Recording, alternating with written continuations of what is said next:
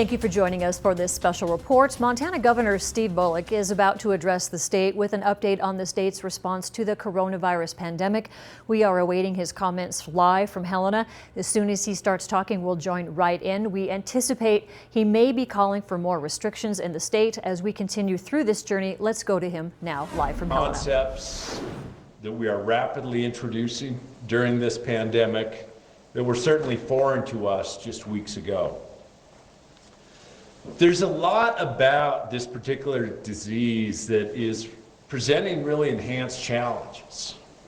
The virus may live on surfaces for an unknown period of time and remain in the air for some time after someone coughs or sneezes, creating a range of opportunities for exposure.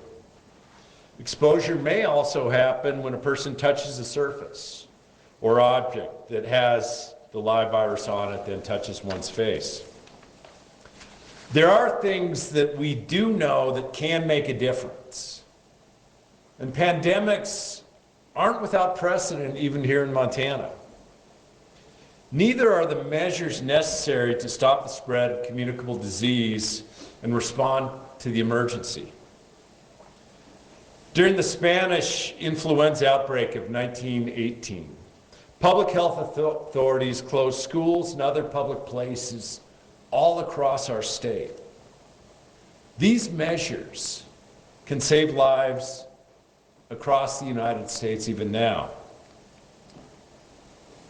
We know that for every person who stays at home and avoids large crowds, the better our chances to fight this virus and protect our frontline healthcare workers and our emergency responders. Staying home if you can. No gathering. Staying 6 feet apart from others when you can. Planning ahead to limit your contact with others. These steps will slow the spread of the virus. And ultimately, these steps will save lives. There is no doubt that COVID-19 is causing a lot of hardship for small and larger businesses, workers, and the unemployed, for the grandchildren unable to visit their grandparents in the nursing home and even cautious about visiting them in their own homes, for parents working from home while helping their kids continue to receive a quality education. It's also causing incredible hardships for our frontline doctors, nurses, and other hospital staff across the country. I recognize through all of this that Montanans have always had an independent spirit. Yet at the same time, we've never shied away from looking out for our neighbors. We've always made sacrifices for the overall good of our communities. While the times ahead will not necessarily be easy, Montanans have always pulled together in times of challenge and times of crisis. This is what keeps me, and I know so many others, inspired and optimistic that we'll actually come out stronger from this. But with 90 cases in our state today, in counties reaching from Lincoln in the northwest to Roosevelt in the northeast, and with 38 cases alone in Gallatin County, we have to do more to curtail the spread of this virus.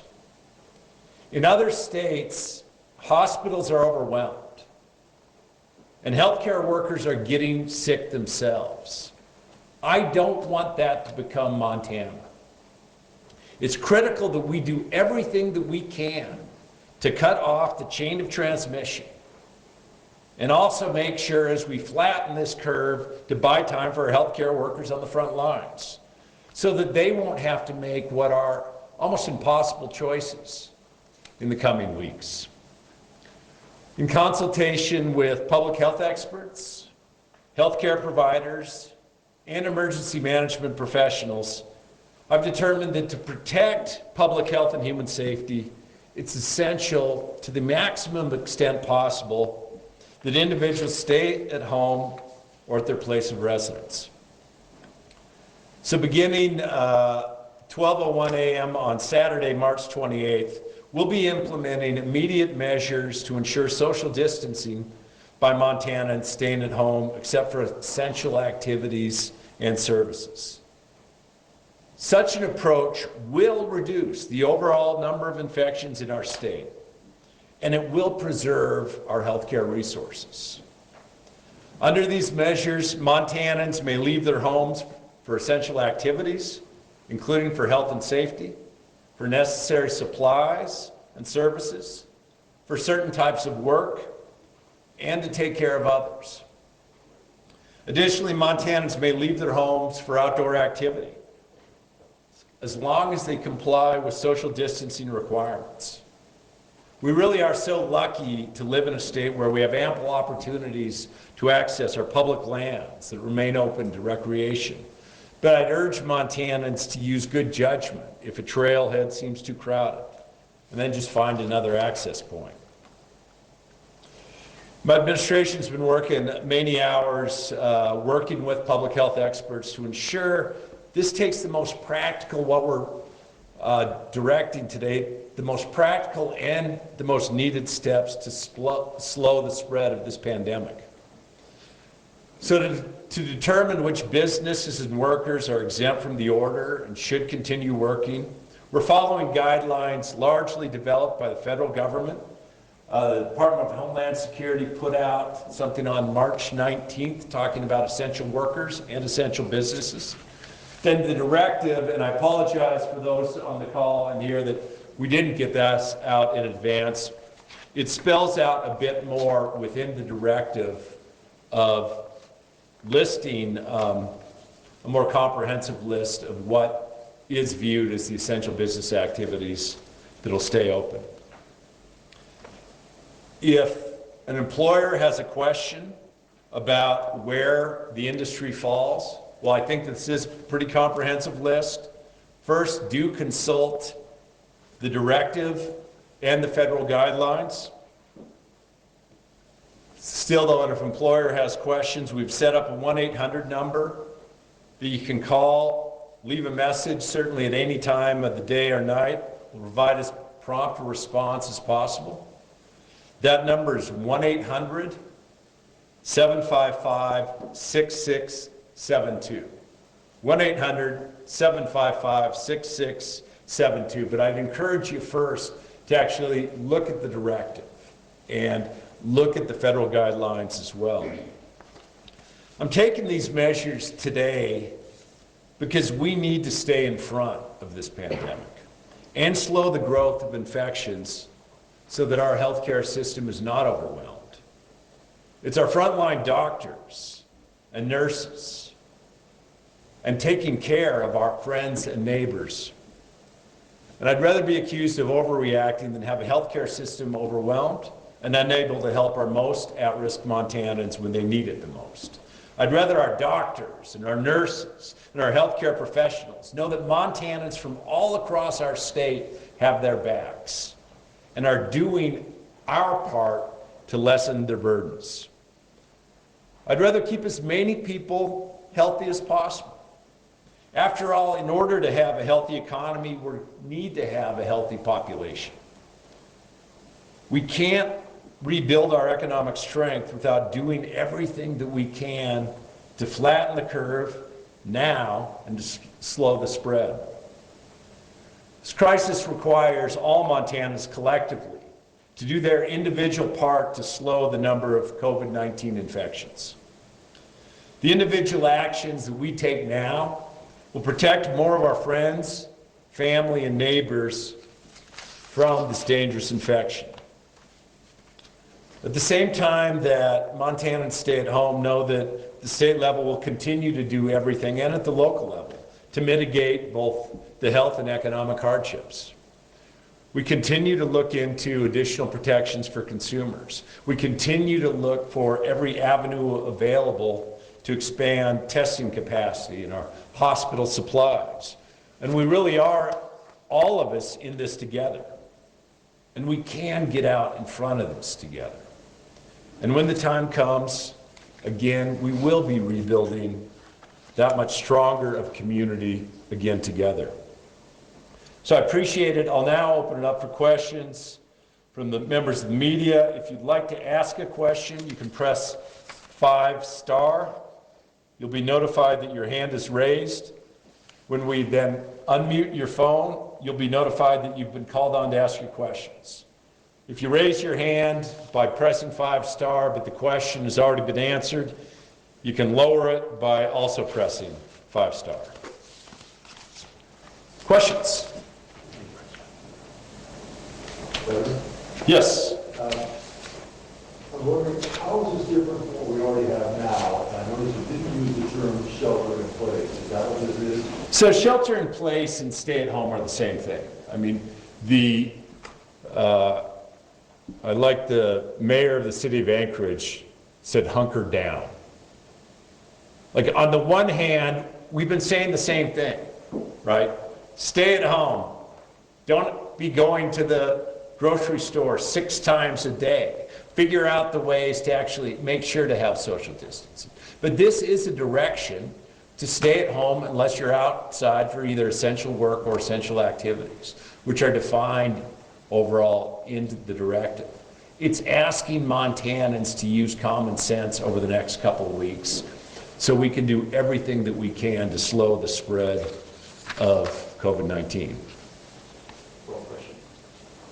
Phone question, please. Hi, this is Nikki Willette from Yellowstone Public Radio. Hi, Nikki. How's it going? What changed in the past 2 days since you issued where you extended the closure order? Why do this now and not just call for the shelter in place 2 days ago? Well, a couple different things, Nikki. One of the things that I wanted to do when we extended the closure orders is because I'd heard from both businesses and schools waiting until today or tomorrow to extend a closure order would not be of assistance for them. So from that perspective, wanted to get out in front of that on, I think it was Tuesday, to give people guidance that schools would continue to be closed, the bars and restaurants and some of those businesses would continue to be closed. And this is a rapidly changing and dynamic situation. I mean, been looking at both what we have from number of cases and trying to go at it in a thoughtful way, and have been working on this actually for the last, I guess, couple of days as well, trying to say what a larger stay-at-home order might look like. Another phone question. Go ahead. Bullocks, it's Tristan, Scott, Flathead Beacon. Hey, Tristan. Hey, I'm wondering, this jump today to 90 cases is over 25%. Do you have models showing when coronavirus may peak in Montana, and also whether hospitals could run out of ICU capacity before then? Well, I think a couple of things, Tristan. I mean, why we're doing things like a stay-at-home order is so that we can actually lessen the possibility of a peaking happening anytime soon. Like, the fewer cases that we have, especially when there's community spread that can occur, the less likely we're going to hit what a level is. But no one really knows what that peak will be and when, and it's the actions that we take together that's going to impact that and lessen that. Now, when it comes to, I think the second part of yours, or when hospitals or ICUs are overrun, again, why we're doing this is to try to ensure that hospitals and intensive care units aren't overrun. Now, we're also, we're doing planning efforts of what happens from a hospital surge perspective for local communities. We're working on, to the extent that we'd have to, figured out what other facilities we could use if we have COVID-19 individuals or patients that had to be hospitalized, if we had to go beyond a hospital's capacity. And all of that is the sort of, planning and preparing, not panicking, trying to say what might happen. But if we all collectively take the right steps here, that it won't happen. And that's the objective of this order as well as my earlier public health orders. I have a question about supplies. Yes, ma'am. So I know I've already talked with officials in Bullocks County and Lincoln County. People are running out of testing media to actually send swabs to the lab. Is there an ability for the government to help us get more of that? So a couple different things, and like, I mean, today's Thursday, I guess Tuesday was on a call with every hospital CEO and had calls of like, how can we make sure that we get the supplies that we need? And so there is coordination to a certain degree at that level. And like one of the viral transport mediums, even it was changed so that it can now be transported in saline properly. So we're working literally every single day when it comes to trying to get both more supplies into Montana and supplies out into the communities. As I said, it's not without some frustration. I think I relayed on Tuesday when we spoke of ordering 2,000 swabs last week, getting that canceled because the supplier said, well, the federal government needs the resources, yet an inability to necessarily get them from the federal government. Was on another call today with the president, vice president, all the nation's governors. And many of us expressed concerns about ensuring that we get the supplies that we need. Now, we know that from a testing kit perspective, that we've been able to, any swab that comes in, we still can get it turned around, and we're still turning around in about 24 hours, but we're constantly talking to CDC as well about pushing to make sure that we have sufficient availability of testing kits. So is that a concern that we just won't have enough swabs and media? Is that something? All right. It is a concern for me, for healthcare practitioners, and for governors in every state in the country.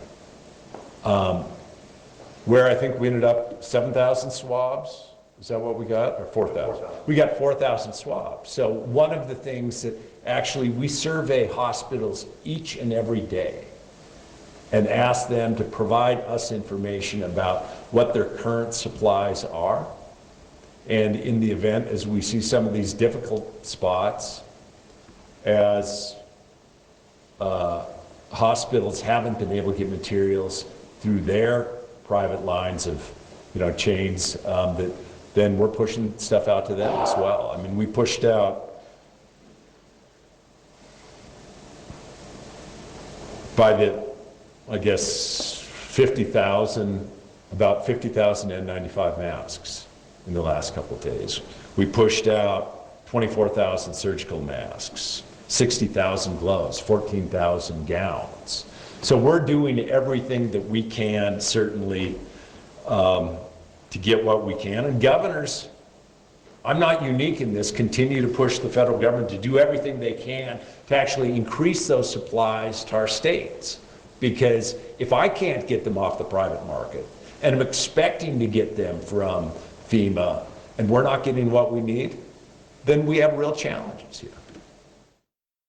All right, if you're just joining us, we were just listening to Governor Steve Bullock, who has put a stay-at-home order for the state of Montana that goes into effect Saturday at 12:01 in the morning, essentially midnight on Friday. He wants you to stay home. You can go and leave your house, of course, if you need to go to the doctor or get some medicine, if you need to get supplies from the grocery store, although maybe don't go as often as you have been, if you need to take care of somebody else, or if you're in a business that is considered essential. He has a whole list of this in his directive, and we will get that for you and post it, although you probably know if you're one of those essential businesses that continues to work in this pandemic. Outdoor activities are okay, but he is saying if you head up to the M and it's too crowded, the trailhead's got people back to back, don't do that. You have to maintain that social distancing. He goes, we know this is really kind of awkward. We're an independent state, but we also take care of our neighbors. He's asking us to do this stay-at-home thing and embrace it so that we can flatten the curve and give our health providers a chance to get ahead of this and catch up. And here is why. Let's take a look at the latest numbers from the Department of Health and Human Services. As of about 20 minutes ago, we now have 90 cases of this in the state. Now, this morning it was just 71, but remember, they're doing more testing. Gallatin County has 38 cases. Missoula now has 7, Yellowstone 14, Flathead 5, Ravalli and Lincoln County at 1. We have no one who has died from COVID-19 in Montana. That is a good thing. We do have one person, according to the state, that is in the hospital getting treated for coronavirus, but a lot of the information about those patients are being very confidential. So there was a lot to unravel here from the governor's news conference. We are getting it all together for you, and in about a half an hour we will have our 5:30 news where we'll update you. Thank you so much for joining us this afternoon. We'll see you soon.